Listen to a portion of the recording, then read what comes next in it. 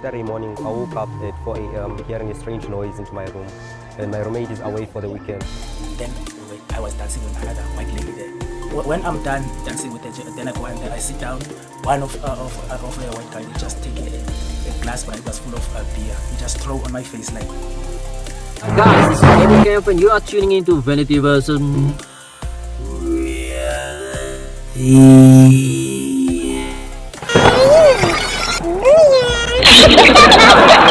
University of Stellenbosch. And again, maybe many of us do not know, but Stellenbosch actually has quite a history that can be traced since the inception of apartheid.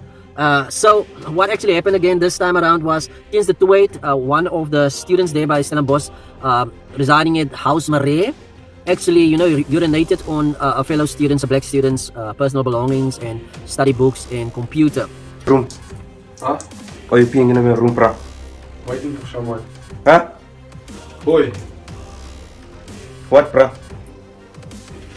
waiting for someone.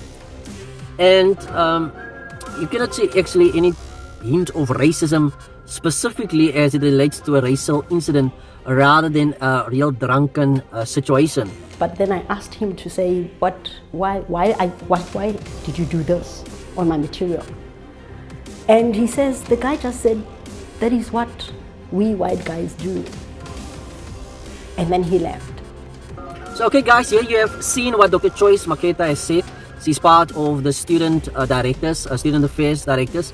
And the real reason why this is actually a racial incident was because the white student says this is actually what we as whites do, meaning what we do to black people.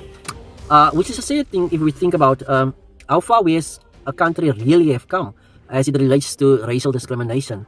And especially on a university platform where we should actually encourage diversity and respect, especially if we think about the future generations that's supposed to take the new dispensation of democracy into a lifelong commitment, something that many blacks and coloreds and whoever is dealing with.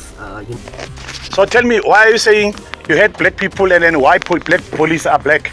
So you don't want to be attended by black police? I hate the black people, the barbarics. Yeah, now. I hate the barbaric black people. Wow. So this is actually sad, especially when it comes from a university. But this is not the case for Stellenbosch. So just let's hear from other students what is their experience in Stellenbosch. I feel like it's wrong to be black. Sometimes ask myself when I'm alone, why did God make me black? When a lot can happen in a good way when you are otherwise. I went just to have a beer with mates. I'd already ordered my beer. Went upstairs to the bathroom. As I was coming downstairs, there was a couple of drunk white students. One of them called me Kaffir. I got into an altercation with him. The bouncers obviously pulled me out first because I'm black, and I don't know if that's a rule. Get degrees because they can't take courses that they need for their degree, right? Or who are dropping out of the university because they can't understand the work that they're being taught. And the disproportion and the absurdity in the response to the problems we're talking about and the disruption that we caused to get attention when no one was listening to us. People just need to get a grip here. This is absurd. We're in a club. Then I was dancing with another white lady there. Nice, she was friendly. So I was also giving it just for dance, nothing else. So after that, when I'm done dancing with her, then I go and I sit down with my we were two guys there. Then I sit down next to them. There were a group of these white guys there. One of a white guy, they just take a glass, but it was full of beer. He just throw on my face like. I was just not expecting anything, just sitting down. He just throw for me in my face with that glass of beer. But what strikes me most is that when he actually took this matter further and reported to the higher authorities and people that should take care of such incidents, nothing happened actually. Later, then I give to the management, but they done nothing with that. Nothing. And it's said that the culture actually really there from their experience actually really points to, you come into this type of scenario and setup and you have no authority as if you are walking back in time because of your color, because of who you are as a person of racial identity. And this is so bad, guys. This is so bad on a human level. And I mean, let us go into Stellenbosch's history. I mean, there have been cases since 2015. There have been actually from people from the University of Cape. I think they did a video from which these extracts that I've just shown you talks about the racial environment of Stellenbosch. for those who wants to watch that 30 minutes, I think, long video, it's called Leicester. There's been reports since 2015, since 2016. White female students were suspended after a blackface incident at a housewarming event in the Hempstead residence. In May 2019, Stellenbosch University came under fire for a report, Age and Education-Related Effects on Cognitive Functioning in Coloured South African Women.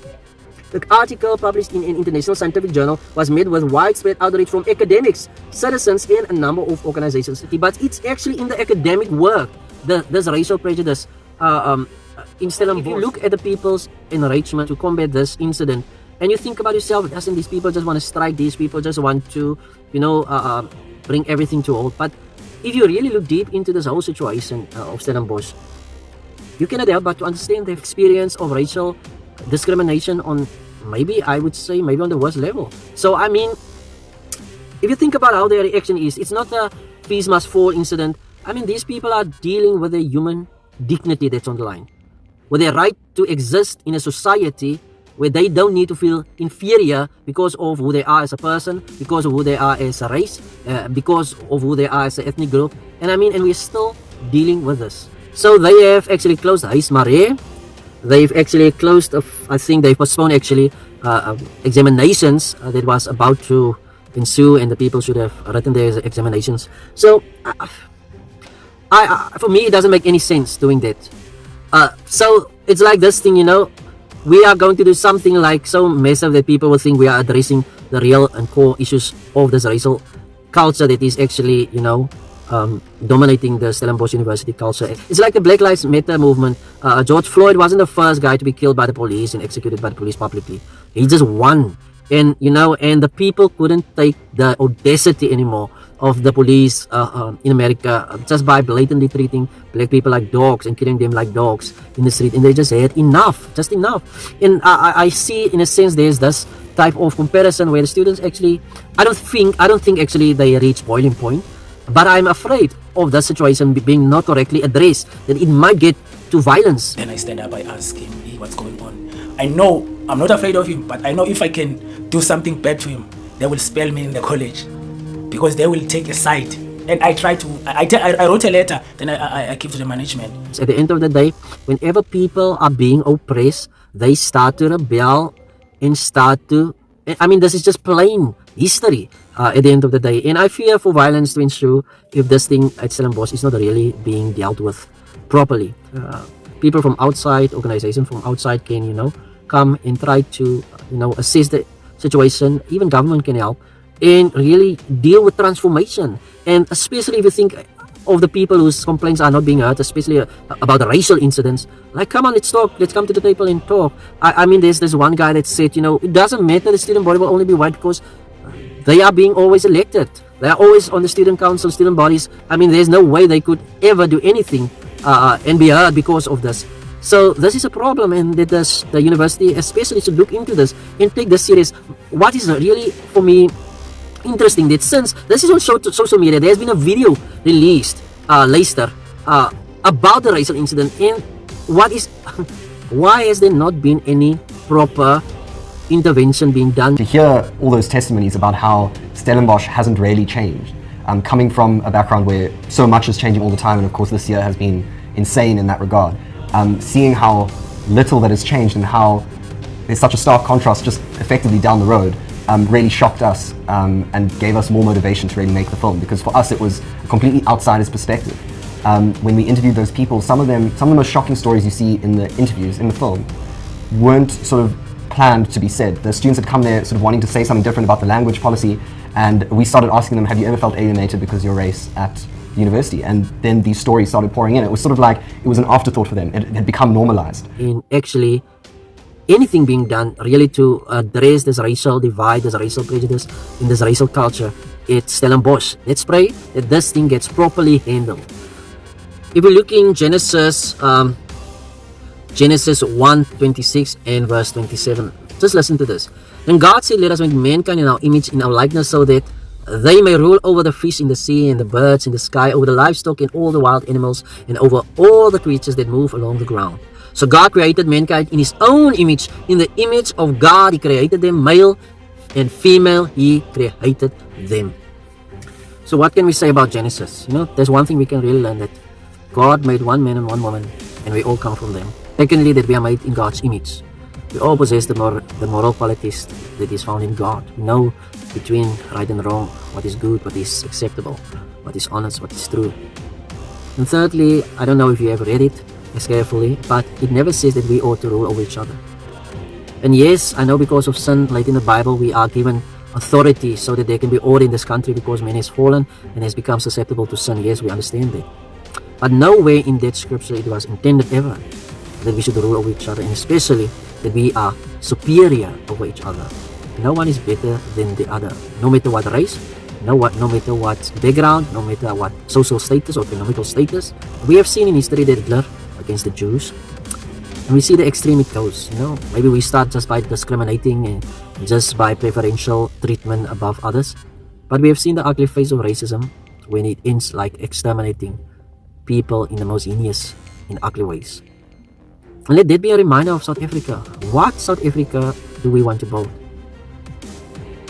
Can we not respect each other and love each other as human beings? Can we come to that place and point and just decide and understand, you know what? We are all made by the same maker.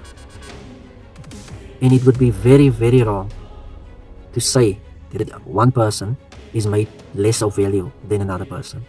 So I pray that Stellenbosch will this time around address this situation effectively and properly and make the change that's required for future generation to come to this point where they can really cultivate a new South Africa, so that everybody can rest assured that as far as it goes between races, that we will have a unified future for years and decades and actually for centuries to come. God bless you. Thank you, guys.